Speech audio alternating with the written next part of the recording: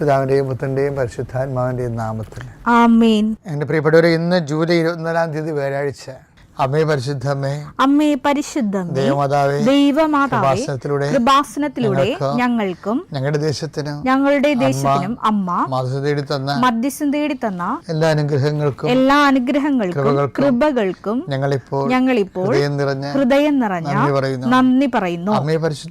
അമ്മേ പരിശുദ്ധമേ, ദൈവമാതാവേ, 2004 ഡിസംബർ 7-ാം തീയതി ഉച്ചകഴിഞ്ഞ് 2:30 കൃപാസനത്തിൽ സംഭവിച്ച അമ്മയുടെ പ്രത്യക്ഷപ്പെടലിനെ കുറിച്ച് തിരുസഭയ്ക്ക് സമർപ്പിച്ചിരിക്കുന്ന പഠനരേഖകളുടെ മേൽ സഭാത്മകമായ പഠനം ആരംഭിക്കുവാൻ ഞങ്ങൾ പ്രാർത്ഥിക്കുന്നു. അമ്മേ പരിശുദ്ധമേ, ഭൂസ്വർലോകങ്ങളുടെ രാജ്ഞിയായ അങ്ങേയ്ക്ക് ഭൗമ സംരക്ഷണത്തിനായി പ്രപഞ്ചപ്രകൃതിയെ തന്നെ തിരുസഭ പ്രതിഷ്ഠിക്കുവാൻ ഈ പ്രത്യക്ഷീകരണ വഴി ഇടയാക്കണമേ. പരിശുദ്ധമ്മേ, ജപമാല മാതാവേ, സകല കൃപാസനം പ്രാർത്ഥനകളോടും ചേർത്ത് ഞങ്ങളിപ്പോൾ പ്രാർത്ഥിക്കുന്ന ഈ കുടുംബത്തിന്റെ പ്രത്യേക നിയോഗം.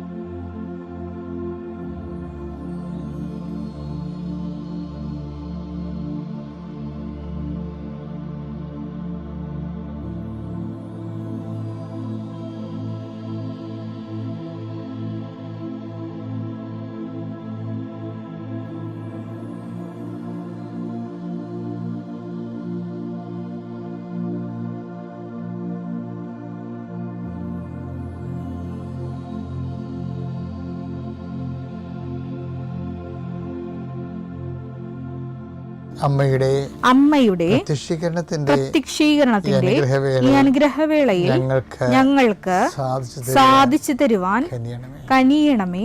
വിശ്വാസ പ്രമാണം. സർവശക്തനായ പിതാവും ആകാശത്തിന്റെയും ഭൂമിയുടെയും സൃഷ്ടാവുമായ ദൈവത്തിൽ ഞാൻ വിശ്വസിക്കുന്നു. അവിടുത്തെ ഏകപുത്രനും ഞങ്ങളുടെ കർത്താവുമായ ഈശോ മിശിഹായിലും ഞാൻ വിശ്വസിക്കുന്നു. ഈ പുത്രൻ പരിശുദ്ധാത്മാവിനാൽ ഗർഭസ്ഥനായി കന്യകാമറിയത്തിൽ നിന്ന് പിറന്ന് പൊന്തിയോസ് പീലാത്തോസിന്റെ കാലത്ത് പീഡകൾ സഹിച്ച് കുരിശിൽ തറയ്ക്കപ്പെട്ട് മരിച്ച് അടക്കപ്പെട്ട് പാതാളങ്ങളിൽ ഇറങ്ങി മരിച്ചവരുടെ ഇടയിൽ നിന്ന് 3-ാം നാൾ ഉയർത്ത് സ്വർഗത്തിലേക്ക് എഴുന്നള്ളി സർവശക്തിയുള്ള പിതാവായ ദൈവത്തിന്റെ വലതുഭാഗത്തിരിക്കുന്നു. അവിടെ നിന്ന് ജീവിക്കുന്നവരെയും മരിച്ചവരെയും വിധിക്കുവാൻ വരുമെന്നും ഞാൻ വിശ്വസിക്കുന്നു. പരിശുദ്ധാത്മാവിലും ഞാൻ വിശ്വസിക്കുന്നു. വിശുദ്ധ കത്തോലിക്കാ സഭയിലും പുണ്യവാന്മാരുടെ ഐക്യത്തിലും പാപങ്ങളുടെ മോചനത്തിലും ശരീരത്തിന്റെ ഉയർപ്പിലും നിത്യമായ ജീവിതത്തിലും ഞാൻ വിശ്വസിക്കുന്നു. ആമേൻ. സ്വർഗ്ഗസ്ഥനായ ഞങ്ങളുടെ പിതാവേ, അങ്ങയുടെ നാമം പൂജിതമാകണമേ. അങ്ങയുടെ രാജ്യം വരണമേ. അങ്ങയുടെ തിരുമനസ് സ്വർഗത്തിലെ പോലെ ഭൂമിയിലും ആകണമേ. അന്നു വേണ്ടുന്ന ആഹാരം ഇന്ന് ഞങ്ങൾക്ക് തരണമേ. ഞങ്ങളോട് തെറ്റ് ചെയ്യുന്നവരോട് ഞങ്ങൾ ക്ഷമിക്കുന്നത് പോലെ ഞങ്ങളുടെ തെറ്റുകൾ ഞങ്ങളോടും ക്ഷമിക്കണമേ. ഞങ്ങളെ പ്രലോഭനത്തിൽ ഉൾപ്പെടുത്തരുതേ, തിന്മയിൽ ഞങ്ങൾ രക്ഷിക്കണമേ. ആമേൻ. നന്മ നിറഞ്ഞ മറിയമേ, സ്വസ്തി. കർത്താവ് അങ്ങയുടെ കൂടെ സ്ത്രീകളിൽ അങ്ങ് അനുഗ്രഹിക്കപ്പെട്ടവളാകുന്നു. അങ്ങയുടെ ഉദരത്തിൻ ഫലമായി ഈശോ അനുഗ്രഹിക്കപ്പെട്ടവനാകുന്നു. പരിശുദ്ധ മറിയമേ, തമ്പുരാന്റെ അമ്മേ, പാപികളായ ഞങ്ങൾക്ക് വേണ്ടി ഇപ്പോഴും ഞങ്ങളുടെ മരണസമയത്തും തമ്പുരാനോട് അപേക്ഷിക്കണമേ. ആമേൻ. എൻ്റെ പ്രിയപ്പെട്ടവരെ, ഈ ദിവസങ്ങളിലെ കഴിഞ്ഞ ചൊവ്വാഴ്ച പ്രാർത്ഥന നിങ്ങൾ കേട്ടിട്ടുണ്ടെങ്കിൽ ഞാൻ പറഞ്ഞിട്ടുണ്ട്. ബുധനാഴ്ച മുതൽ ഡോക്യുമെൻറ്റുകൾ സമർപ്പിച്ചുകൊണ്ടുള്ള പ്രാർത്ഥന. നമ്മൾ രാവിലെയുള്ള പ്രാർത്ഥനയ്ക്ക് നമ്മൾ ഓരോ ദിവസത്തിന് വേണ്ട ഡെയിലി ബ്രെഡാണല്ല ഇത്. അപ്പം നിങ്ങൾ ഇപ്പോൾ ഓരോരോ സ്ഥലങ്ങളിലേക്ക് പോകത്തില്ലേ, അപ്പോൾ അവിടെയുള്ള ഓരോരോ വിഷയങ്ങളിൽ ഏർപ്പെട്ടില്ലേ. ഇപ്പോൾ ഉദാഹരണത്തിന് ഭവന നിർമ്മാണ തടസ്സമാണ്. അപ്പം നിങ്ങൾ അതിൻ്റെ സ്കെച്ചും പ്ലാനും രാവിലെ പ്രാർത്ഥനയ്ക്ക് കൊണ്ടുവരണം. അച്ഛൻ കുറിച്ചെടുക്കുമ്പോൾ തന്നെ ആദ്യം ഡോക്യുമെൻ്റ് പ്രാർത്ഥനയാണ്ട സമയമായിരിക്കും. നിങ്ങളുടെ സ്കെച്ച് പ്ലാനുകളും അപ്പം നിങ്ങളുടെ എല്ലാ രേഖകളും കർത്താവിൻ്റെ തിരുസന്നിധിയിൽ സമർപ്പിക്കുന്നു എന്ന് പറയും. അതുപോലെ തന്നെ നിങ്ങളുടെ യാത്ര, വിദേശ യാത്രയ്ക്കൊക്കെ പോകണവരില്ലേ, അവിടെ ടിക്കറ്റുകൾ എടുക്കണം. ടിക്കറ്റുകൾ, പാസ്പോർട്ട്, രാവിലെയുള്ള ഡെയിലി ബ്രെഡ് പ്രാർത്ഥനയുടെ സമയത്ത്. അപ്പോൾ തന്നെ പരീക്ഷയ്ക്ക് പോകുന്നവർ അതിൻ്റെ ഹോൾ ടിക്കറ്റ് എടുക്കണം. ആശുപത്രിയിൽ പോകുന്നവർ അതിൻ്റെ ആശുപത്രിയുടെ ബുക്കില്ലേ, ആശുപത്രിയുടെ നിങ്ങളുടെ ഡയഗ്നോസിൻ്റെ പേപ്പറും മരുന്ന് എഴുതി പ്രിസ്ക്രിപ്ഷൻ പേപ്പർ ആവശ്യങ്ങൾ രാവിലെ എടുക്കണം. ആ മേഖലകളിലെല്ലാം കർത്താവിനത് പരിശുദ്ധമ്മയുടെ മാധ്യസ്ഥത്തിൽ ഇത് ഉടമ്പടി പ്രാർത്ഥന തന്നെ മറ്റൊരു അതിൻ്റെ ഭാഗമായിട്ട് വരുന്നതാണ്. അവർക്ക് വീഞ്ഞില്ല എന്ന് അമ്മ പറയുന്നിടത്ത് വെച്ച് മനുഷ്യൻ്റെ ഭൗതിക ആവശ്യങ്ങളുടെ മേൽ ദൈവത്തിൻ്റെ ശ്രദ്ധ ക്ഷണിച്ചുകൊണ്ട് കർത്താവിൻ്റെ അതിൻ്റെ അകത്ത് ഉൾപ്പെടുത്തി ആ വിഷയം നമ്മളെപ്പോലെ ദൈവത്തിൻ്റെതുമാക്കിയെടുക്കുന്ന ഒരു സമർപ്പണ പ്രാർത്ഥനയാണ് രാവിലെ ഈ രേഖാപ്രാർത്ഥനയൊക്കെ ഉള്ളത്, ആ വിഷയം. പിന്നെ അതുപോലെ തന്നെ അച്ഛൻ പറഞ്ഞായിരുന്നു, നിങ്ങൾ ഇപ്പോൾ ഒരു പശുത്തൊഴുത്ത് കെട്ടാനാണ് പോയിടണം വിചാരിച്ചു. അപ്പോൾ ആ പ്രാർത്ഥന നിങ്ങൾ കൂരേണ്ടത് ആ സ്ഥാനത്ത് പോയി നിന്നാണ് കൂരേണ്ടത്. അടുക്കള കെട്ടുന്നവരും എസ്റ്റേഷൻ എടുക്കുന്നവരും കാർ ഷെഡ് ചെയ്യുന്നവരും ഒക്കെ ഈ പ്രാർത്ഥന അവരുടെ ആ ഉദ്യമം വേണ്ടി ഇപ്പോൾ നിലവിലിരിക്കുന്ന ഉദ്യമം എന്താണ്? ചിലപ്പോൾ ഒരു ചെറിയ ഷോപ്പ് ചെയ്യുന്നവരായിരിക്കും. അപ്പം അങ്ങനെയുള്ളവർ ചില പലചരക്കട ചെയ്യുന്നവരായിരിക്കും. ചിലപ്പോൾ അതിന് കച്ചവടം ഇല്ലാതിരിക്കുന്ന അവസ്ഥയായിരിക്കും. അപ്പോൾ നിങ്ങൾ ആ പ്രാർത്ഥന കച്ചവട സ്ഥലം അടുത്താണെങ്കിൽ, കച്ചവട പീടിയൊക്കെ അടുത്താണെങ്കിൽ ആ ഷോപ്പിൽ പോയി നിന്ന് ആണ് ഈ പ്രാർത്ഥന കൂടേണ്ടത്. അപ്പോൾ എന്താണ് നിങ്ങൾ അനുഭവിക്കുന്ന പ്രയാസം, അത് ആ വിഷയവുമായിട്ട് ബന്ധപ്പെടുത്തി വേണം ഈ പ്രാർത്ഥന. അങ്ങനെ ഗുരുതരമായ വിഷയങ്ങളിരിക്കുന്നവർ, ഇപ്പോൾ കോടതിയിലെ കേസ് നടക്കണില്ലേ, അപ്പോൾ കേസ് നടക്കുന്നുണ്ടെങ്കിൽ കേസിൻ്റെ സമൻസ് ഉണ്ടെങ്കിൽ അത്, അതുപോലെ തന്നെ വക്കീലിന് കൊടുത്തിരിക്കുന്ന വക്കാലത്ത് ആ കേസിൻ്റെ അതിൻ്റെ കോപ്പി, എന്താണ് കോടതിയുടെ കോപ്പി കയ്യിലുള്ളത് അത് കയ്യിലുണ്ടാകണം. സ്ഥലം അളക്കുക, സ്ഥലം കൊടുക്കുക എന്നുള്ളത് എന്തെങ്കിലും പ്രമാണം ഉണ്ടായാൽ മതി കയ്യിൽ. അതിൻ്റെ എഗ്രിമെൻ്റ് പേപ്പർ, പിന്നെ ഇൻ്റർവ്യൂവിനൊക്കെ പോവുകയാണെങ്കിൽ സർട്ടിഫിക്കറ്റ്, അതിൻ്റെ സർട്ടിഫിക്കറ്റ് കയ്യിലുണ്ടാകണം, ഫയലുണ്ടാകണം. അപ്പം ഇങ്ങനെ എല്ലാ ദിവസവും ഈ പ്രാർത്ഥന ഇതിൻ്റെ കൂടെ വരും. ഈ നമ്മുടെ രാവിലെയുള്ള ഡെയിലി ബ്രെഡ് പ്രാർത്ഥനയുടെ കൂടെ ഈ വിഷയങ്ങൾ രേഖകൾ സമർപ്പിക്കുന്ന സമർപ്പണ പ്രാർത്ഥന ഉണ്ടാകും. അത് നിങ്ങൾക്ക് മുട്ടനിക്കാൻ പറ്റുന്നൊരു മുട്ടയെന്ന് തന്നെ അത് പ്രാർത്ഥിക്കണം. ആദ്യത്തെ ഭാഗം അച്ഛൻ കുരിശെടുക്കുമ്പോൾ തന്നെ ഉള്ളത് ആദ്യമേ തുടങ്ങുന്നത് ഇതുപോലെയുള്ള രേഖകളെ സമർപ്പിക്കുന്ന പ്രാർത്ഥനയാണ്. അതിനുശേഷമാണ് പിന്നീട് രോഗികളെയൊക്കെ സംബന്ധിച്ച് ജീവിത വിഷയങ്ങളെ സംബന്ധിച്ച് പോകുന്നത്. ഒന്ന് ശ്രദ്ധിച്ചാൽ മതി, അതിൽ അപ്ഡേഷൻസാണ് വന്നിരിക്കുന്നതാണ്. നമുക്ക് പ്രാർത്ഥിക്കാം. രേഖകളുള്ളവരൊക്കെ രേഖകൾ കയ്യിലെടുക്കുക.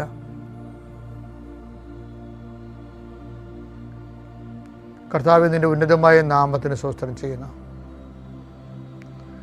കർത്താവ്, അങ്ങയുടെ മക്കൾ അവരുടെ ജീവിതത്തിൽ ഇന്ന് ഉതകേണ്ട, ഇന്ന് ബാധ്യതപ്പെടേണ്ട എല്ലാ ജീവിതരേഖകളുമായിട്ട് കർത്താവ് അങ്ങയുടെ തിരുസന്നിധിയിൽ കണ്ണീരോടെ പ്രാർത്ഥിക്കുകയാണ്.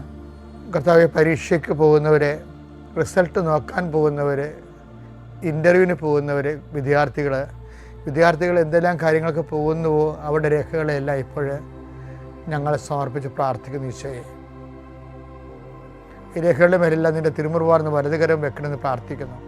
അമ്മയെ പരിശുദ്ധമേ ദേവമാതാവേ, അവർക്ക് വീഞ്ഞില്ല എന്ന് പറഞ്ഞുകൊണ്ട് കാനായിലെ കല്യാണ കുടുംബത്തിലെ കർത്താവിൻ്റെ കൃപയുടെ വാഹകയായി നിന്നവളെ, മക്കൾക്ക് പലപ്പോഴും വിദ്യാഭ്യാസത്തെയും പഠനത്തെയും പരീക്ഷയെയും ഇൻ്റർവ്യൂവിനെയും അതിൻ്റെ ഫലപ്രഖ്യാപനത്തെ നോക്കുന്നതിനൊക്കെ പോകുന്നവർക്ക് ടെൻഷനും പലതരത്തിലുള്ള പ്രയാസവും ഒക്കെയാണുള്ളത്.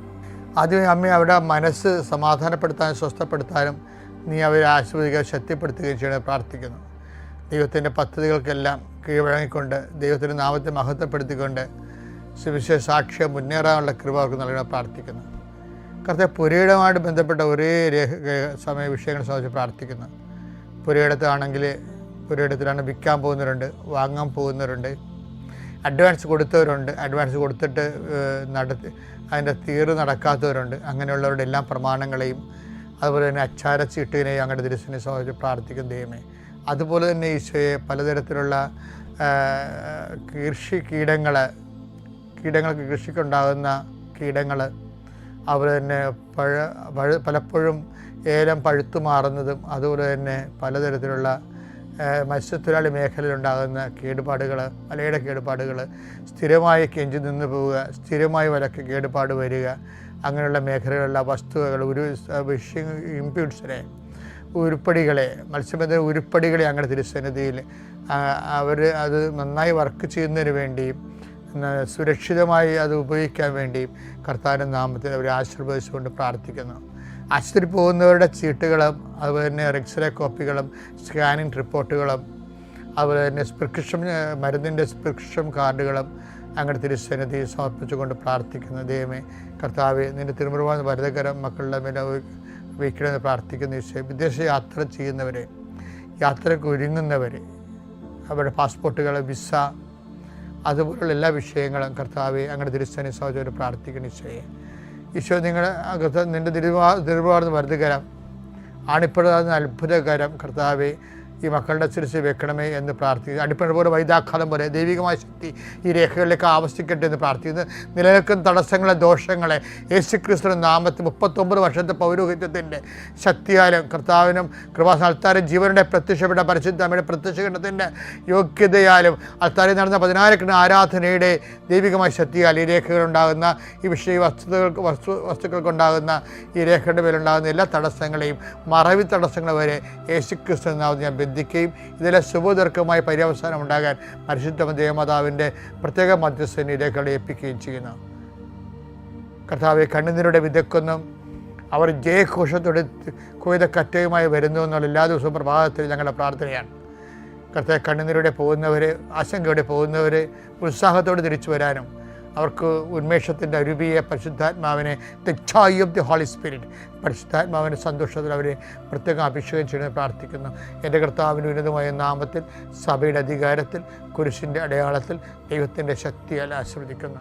കർത്താവ്, വാഹനം വാങ്ങാൻ പോകുന്നവരുണ്ട്, വാഹനം ഓടിക്കാൻ പോകുന്നവരുണ്ട്, അവരുടെ താക്കോലുകൾ, അവരുടെ ലൈസൻസ് അങ്ങയുടെ തിരുസന്നിധിയിൽ സമർപ്പിച്ച് പ്രാർത്ഥിക്കുന്നു. കർത്താവ്, അവരുടെ പോകേണ്ട വഴി നിനക്ക് മുമ്പേ ഞാനൊരു ദൂതനെ അയക്കുമെന്ന് വിളിച്ചത് കർത്താവ്, ആ ദൂതനെ അയച്ചു തരികയും നിൻ്റെ വഴികളെ ക്രമപ്പെടുത്തുകയും നീ സുരക്ഷിതമായി തിരിച്ചെത്തുകയും ചെയ്യാൻ ദൈവമായ കർത്താവായിരിക്കും എൻ്റെ ദൈവമെന്ന് കർത്താവ് യാക്കോബിൻ്റെ പ്രാർത്ഥന പോലെ ഈ ആ വഴി യാത്രയിൽ സുരക്ഷിതത്വം ലഭിക്കാൻ പരിശുദ്ധ ദേവമാതാവിനെ, നിങ്ങളുടെ വാഹനത്തെ സഞ്ചരിക്കുന്നവരെയും, കർത്താവിൻ്റെ തിരുസന്നിധിയിൽ വാഹനം ഡ്രൈവ് ചെയ്യുന്നവരെയും കർത്താവിൻ്റെ തിരുസന്നിധിയിൽ സമർപ്പിക്കുന്നു. നിങ്ങളുടെ വലത്തും ഇടത്തും കൂടി പോകുന്ന മറ്റു വാഹനങ്ങളെയും മുമ്പിനും പുറകിലും വരുന്ന മറ്റു വാഹനങ്ങൾ, ആകസ്മികമായി ഉണ്ടാകുന്ന അപകടങ്ങളെ ഈശോയുടെ നാമത്തിൽ ബന്ധിക്കുന്നു. Lord Jesus Christ, the fire finger, soak with the precious blood, Lord, infuse the spirit of power and grace. യോഹന്നാൻ 15:10 എടുത്ത്, ഞാൻ എൻ്റെ പിതാവിൻ്റെ കൽപ്പനകൾ പാലിച്ച് അവിടുത്തെ സ്നേഹത്തിൽ നിലനിൽക്കുന്നത് പോലെ നിങ്ങൾ എൻ്റെ കൽപ്പനകൾ പാലിച്ചാൽ എൻ്റെ സ്നേഹത്തിൽ നിലനിൽക്കും. എൻ്റെ മക്കളെ, ഇപ്പം അവര് നമ്മളോട് പറഞ്ഞു നിന്നെ കടുത്തോളാന്നൊക്കെ പറഞ്ഞിട്ട് ഇഷ്ടപ്പെടുത്തില്ല ആൾക്കാർ. ജീവിതമല്ലേ, അപ്പോൾ അതിർത്തി തർക്കവും. ചിലപ്പോൾ നമ്മൾ കച്ചവടം നടത്തുന്നവരാണെങ്കിൽ നമ്മൾ കടം മേടിക്കുമ്പോൾ അവർക്ക് ഭയങ്കര സന്തോഷമായിരിക്കും. പക്ഷേ അവർ വാങ്ങിച്ച കടം തിരിച്ചു ചോദിക്കണമെങ്കിൽ ഞങ്ങൾ വീടും പൊളിച്ചുകൊണ്ട് പോകാൻ പോകണം എന്ന് പറഞ്ഞുകൊണ്ട് തോന്നിയ ദിവസം പറയുകയും ചെയ്യും.